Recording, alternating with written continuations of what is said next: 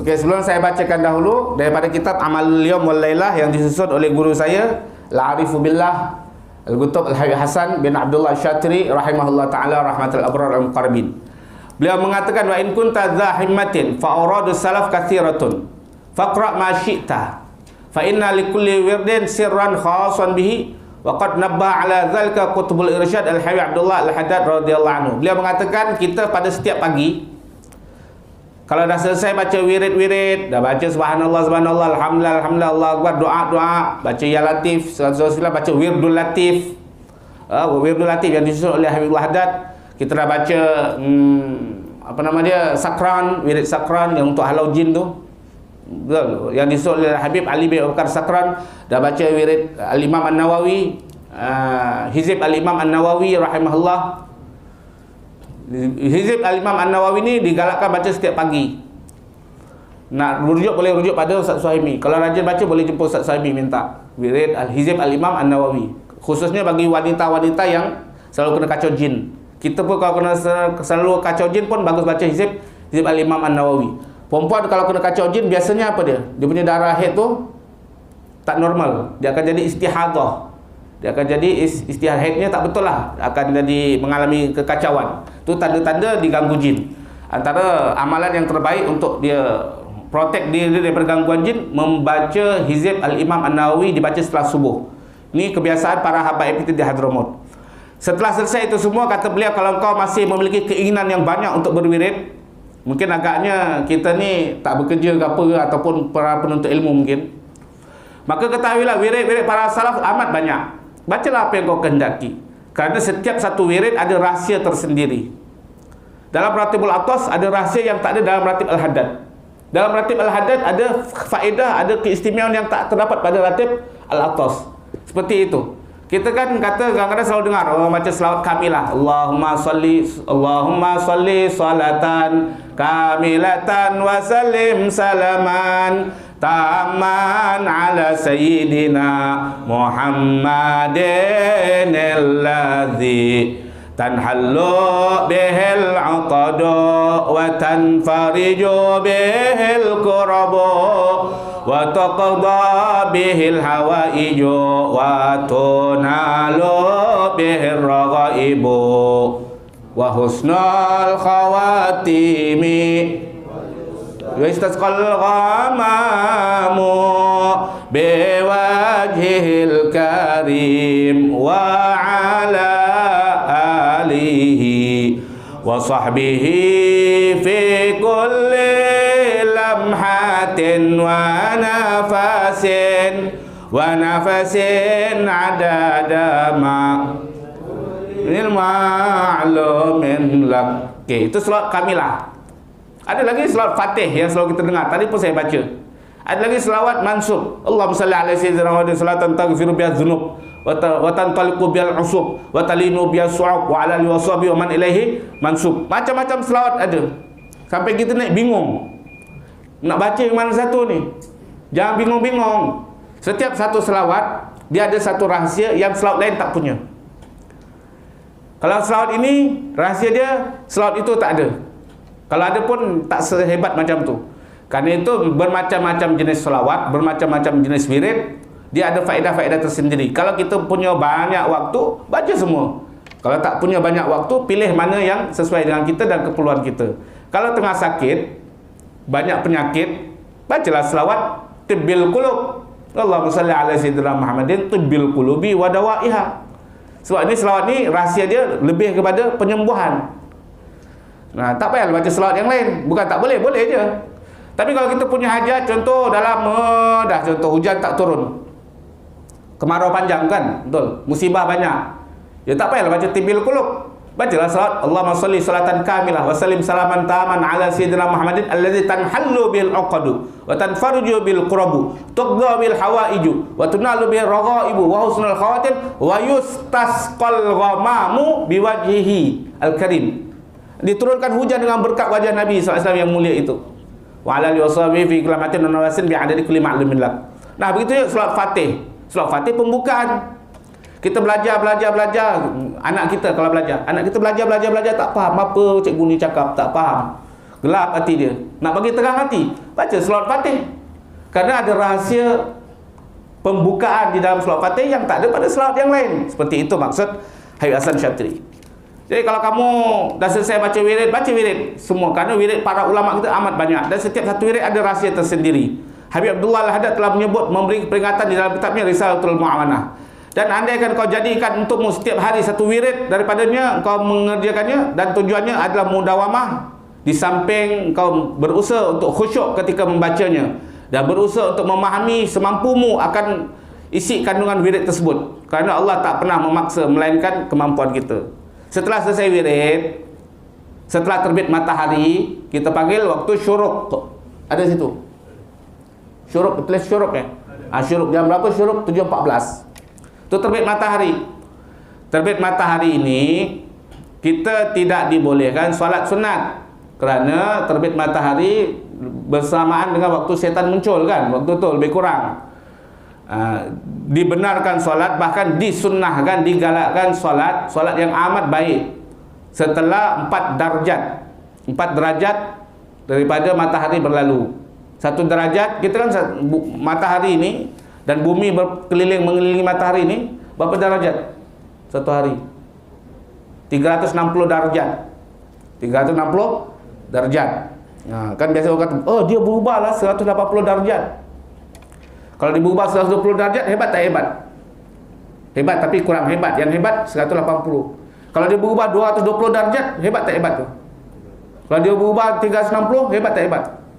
Bukan tak hebat. Ini berarti tak faham matematik. Dulu sekolah sampai darjah berapa Faham tak? Ngerti. Dia kena belajar ini. Terpaksa dia cikgu matematik pula malam ni. Waktu tak cukup ni. Baca sekitab belum sempat lagi ni. Okey, contoh ni. Ini bulatan Okey. Ini contoh atas Kita bermula sini. 1 darjat, 2 darjat, 3 darjat, 4 darjat, 5 darjat, 6 darjat sampai ni 180. Kalau sini ke sini 180 darjat. Ataupun kalau kita bermula dari sini 1 2 3 baru 180 darjat. Maknanya kalau ni kanan berarti ni kiri 180 darjat. Kalau ke 190 ke 200 berarti bukan kiri lagi dah, mendekat balik pada asal. Orang ni jahat. Dia berubah tapi berubah kembali pada yang asal balik. Itu namanya 360 darjat. Hebat apa itu?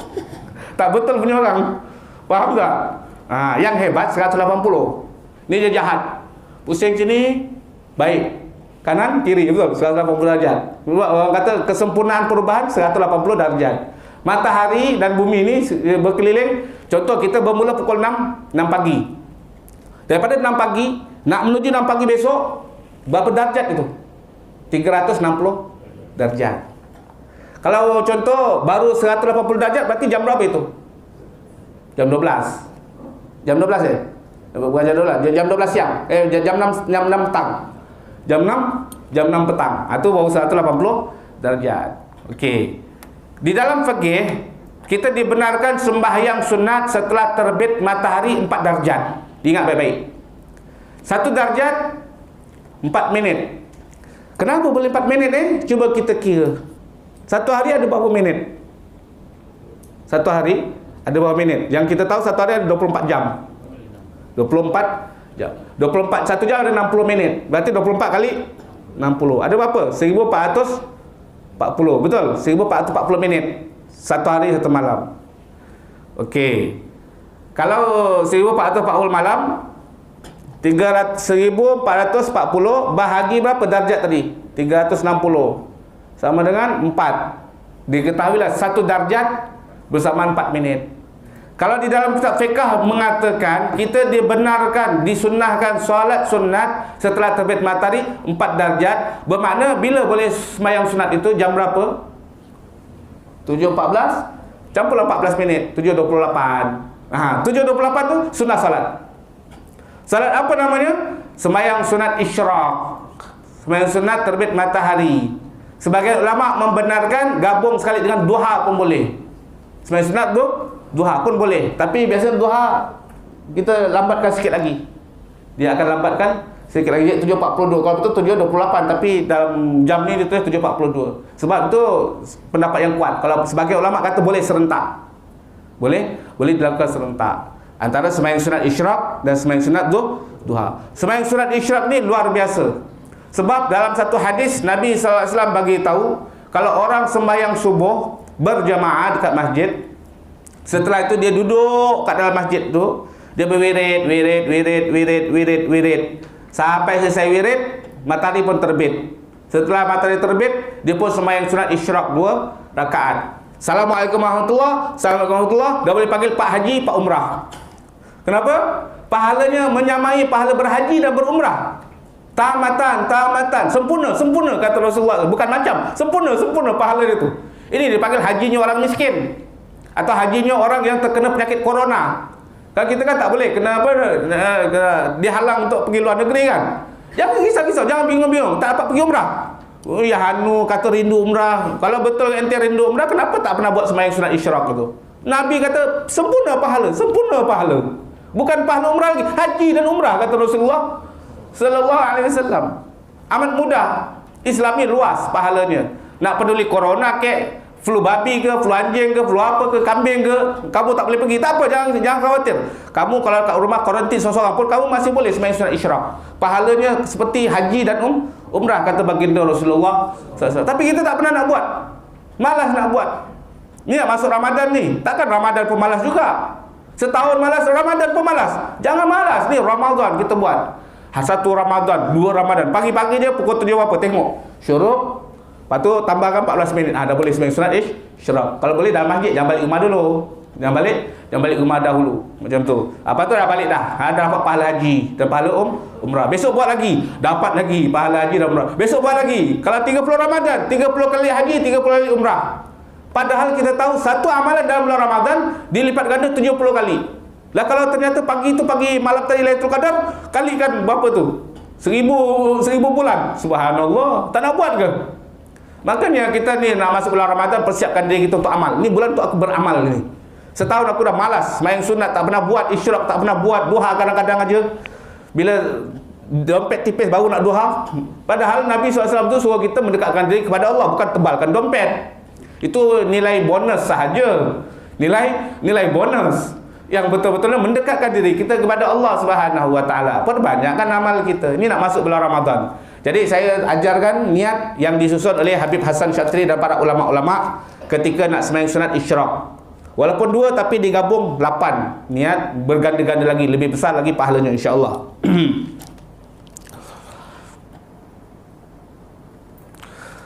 Kemudian bersibuk-sibuklah engkau dengan mutala'ah atau berzikir atau membaca Quran sehinggalah isyraq. Apabila matahari telah terbit sehingga sekadar 1 galah, maka sembahyanglah kamu 2 rakaat dan niatlah dengan 2 rakaat itu sunnatal isyraq. Wa bi niyatit taufiq lisyukur wal istikharah. Saya tuliskan Melayunya saja untuk meringkas waktu. Kalau nak tulis Arabnya takut tak sempat ya. Dah padam.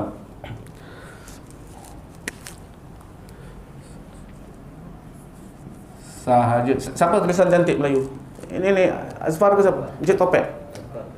Asfar tulis aja. Saya tulisan buruk, malu lah orang tengok. Ini syuting live ni, malu saya. Siapa? Cik Gulan. Fadhal Asfar. Dapat pisau apa? Aku bacakan, kau tulis Sahaja. Dah tulis. Sahaja sambung aja. Saja aku salat sunat. Besar sikit takut orang tak nampak. Saja aku salat sunat isyraq. Dah. Isyraq dah tulis. Betul. Pakai Q. Dalam kurung matahari terbit. Kalau kata apa isyraq tu? Oh, isyraq kemarin matahari terbit. Ini sunnah. Matahari terbit. Pakai A dong, jangan pakai O. Isyraq. Isyraq mana? Isyraq ra, tebal, tafkhim. Ngerti? Saja aku sembahyang sunat isyraq dan dengan niat dengan niat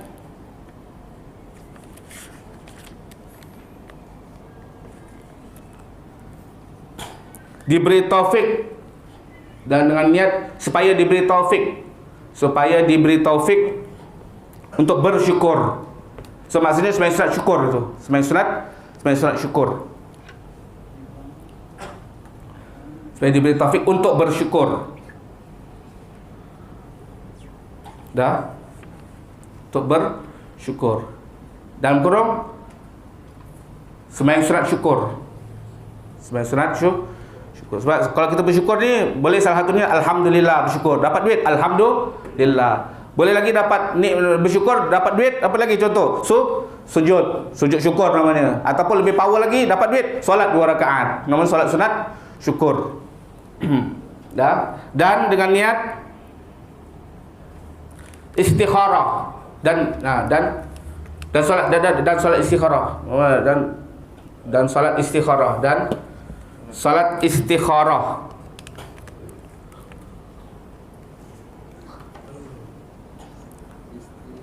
Dan solat sunat istikharah. Pakai istikharah. Dah. Ustaz, nak istikharah apa Ustaz? Saya dah kahwin Ustaz, bukan nak kahwin lagi ni. Maksudnya istikharah apa? Anak saya belum nak kahwin lagi Ustaz. Istikharah apa? Istikharah untuk semua yang akan kita lakukan sepanjang hari dan sepanjang malam. Kan kita dah bahas dulu panjang lebar istikharah. Istikharah ni bukan hanya benda-benda besar saja. Perkara kecil pun disunahkan beristikharah. Nak langkah keluar rumah ni pun sunnah istikharah. Nak masuk kereta ni, nak duduk depan ke nak duduk belakang pun sunnah istikharah. Nak duduk depan ke nak duduk belakang Takkan nak solat 2 rakaat. Cukup Allah makhirli wakhtarli. Betul? Saya dah ajar dulu. Tapi itu sebaik-baiknya setiap pagi pakai solat. Digabung untuk segala sesuatu yang akan kita kerjakan sepanjang hari dan sepanjang malam dah. Dan solat istikharah untuk segala perkara. So nanti tuan-tuan kalau nak solat ni akan panjang lah. Sahaja aku semayang sunat istikharah, isyraq dan semayang sunat memang panjang, tak apa. Nak pahala besar kan? Tambah sikit je. Dah sebut tu Allahu Akbar. Tak payah terlalu menekankan saat mesti hadir di dalam hati ketika kalau baca dalam Allah. Berapa tu? 12 tu. Woi, payah habis nafas. Tak, itu tu susah. Memadai cukup. Kita baca dulu lafaz niat, lepas tu Allahu Akbar, tak apa. Sebab ni sembahyang sunat. Ini sembahyang sunat dan ada kerengan dan tentunya kita mengikuti seperti mazhab-mazhab yang lain yang mengatakan niat itu tak perlu ketika takbiratul ihram, sebelum solat juga dibenarkan. Ada mazhab yang membenarkan. Tak ada masalah sebab ni amalan sunnah. Kalau kita nak ikut mazhab Syafi'i itu panjang tu. Allah. Oh, tak habis ni. Okey. Dah.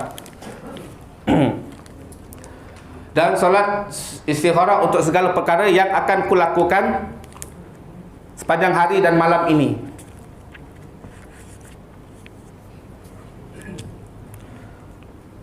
Yang akan ku lakukan sepanjang hari dan malam ini. Dah. Dulu. Akan ku lakukan sepanjang hari dan malam ini. Tak tahu sah. Hari dan malam ini. Sepanjang hari dan malam ini.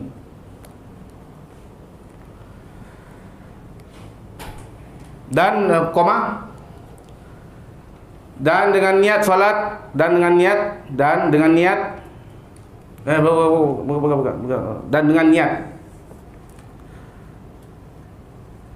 agar terpelihara, dan dengan niat agar terpelihara di dalam segala urusan,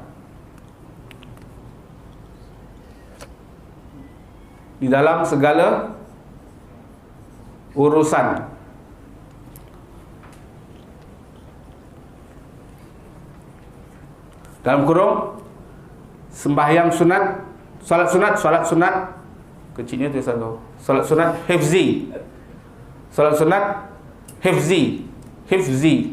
sunat hifzi, namanya sembahyang sunat hifzi. Tak pernah dengar kan? Sebab kita tak pernah amal. Tapi ulama-ulama dalam amal solat sunat al-hifzi. Aku sembahyang sunat hifz, dipelihara, supaya dipelihara oleh Allah dalam segala urusan. Sunatul hifzi dah. Kalau orang istiqamah amalkan ni, insya-Allah dalam segala urusannya Allah akan pelihara dia. Allah akan jaga dia. Segala urusan berniaga, dia terpelihara daripada kena tipu orang. Kalau dia driver, insya-Allah dia bawa food panda, insya-Allah terpelihara daripada terpelecok. Betul tak? Dan macam-macam. Niat supaya terpelihara. Kalau dikabul oleh Allah, insya-Allah selamat itu dalam segala hal. So pagi-pagi mulakan. Kan kita kan pagi-pagi ni penting pertama mulakan dengan sedekah dan mulakan dengan sembahyang sunat ini semua. Sepanjang hari kita berkah terus, sampai malam berkah terus sebab dah dimulakan dengan sembahyang sunat hifzi, terpelihara. Dan segala kehendak hati kita Allah tentukan yang terbaik. Sebab apa? Dah diniat istikharah itu. Ya, sembahyang sunat hifzi di dalam segala umur, dalam segala urusan sunat. Dan komah tadi dengan niat dicukupkan, dengan niat dicukupkan. Apa makna dicukupkan itu? Dalam kurung dipelihara. Ini nanti boleh Ustaz Suhaimi type, nanti boleh foto state, nanti kita boleh bagikan kepada jemaah pada pengajian yang akan datang, betul? Macam tu, cantik, lebih manfaat. Jadi boleh amalkan setiap seorang. Ramadan ni 1 Ramadan sampai 30 Ramadan kita boleh amal insya-Allah. Dah dicukupkan ini, dipelihara, tutup kurung daripada semua orang jahat dan segala kejahatan. Daripada seluruh, daripada semua penjahat dan kejahatan.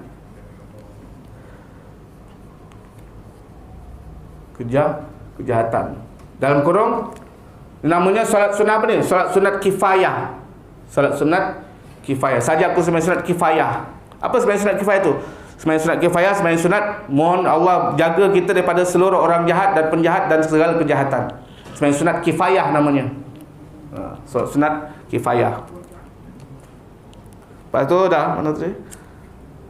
Dan dengan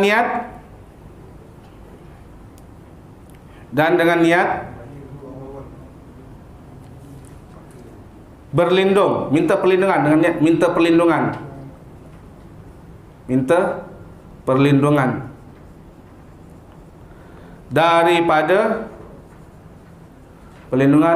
daripada kejahatan hari dan malam. Kejahatan besar sikit misalnya. Kejahatan hari dan malam. Dalam kurung ni dipanggil sembahyang sunat apa? Sembahyang sunat isti'azah. Solat sunat isti'azah.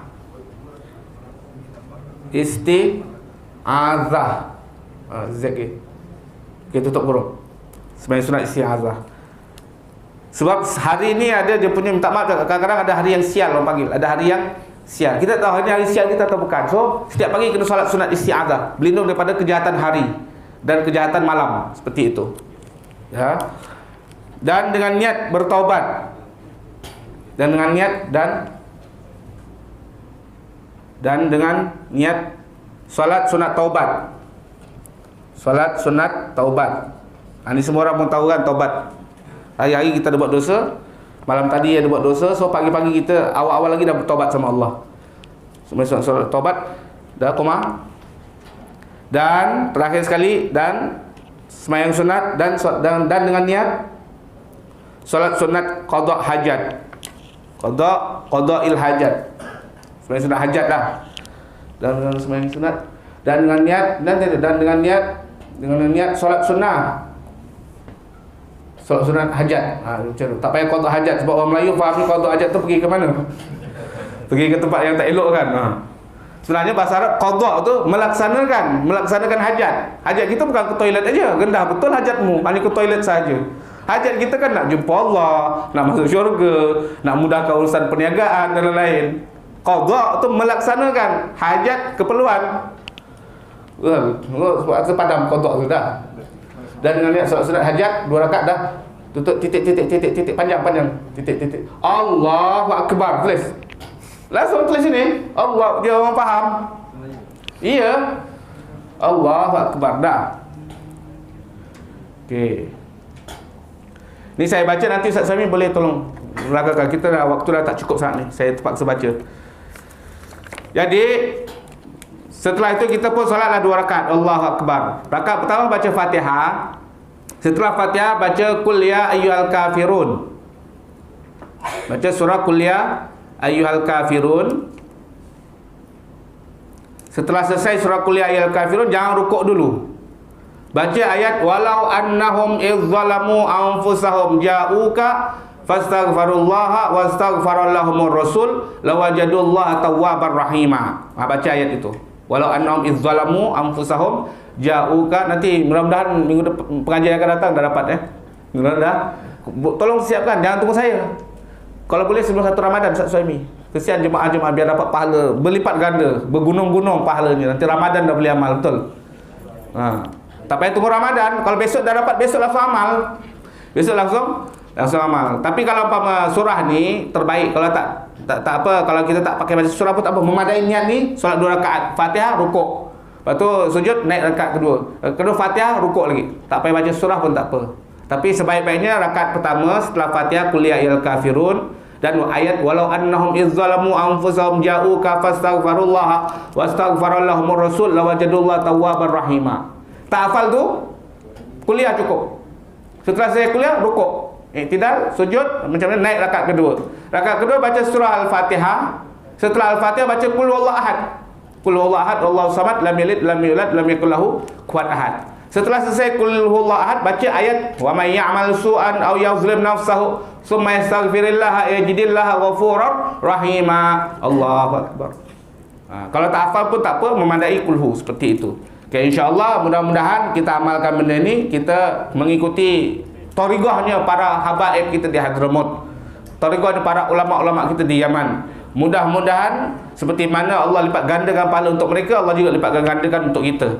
Seperti mana Allah kabulkan hajat mereka, Allah kabul juga hajat untuk kita. Amin ya rabbal alamin. Wassallallahu ala sayyidina wa lana Muhammadin an-nabiyil ummi wa ala islam alhamdulillahi rabbil alamin. Tak maaf tak sempat baca kitab. Contohnya duha boleh, maksud sunat duha tu boleh. Kalau yang boleh gabung tu contoh, kalau contoh kita tak sempat sunat isyraq kan, zuhurnya qabliyah zuhur tu boleh gabung. Sebenarnya sunat qabliyah zuhur. Qabliyah zuhur boleh dengan contoh istikharah, tolak balak, hajat, macam tu kan. Macam tu boleh juga seperti itu. Tapi amalan habaib kita, ijazah yang habaib kita ijazahkan adalah daripada sembahyang sunat isyraq. Jadi saya mewakili guru-guru saya yang mengajarkan saya mengijazahkan kepada para hadirin untuk mengamalkannya. Fadhlu insyaallah, mudah-mudahan diberkahi oleh Allah Subhanahu wa taala.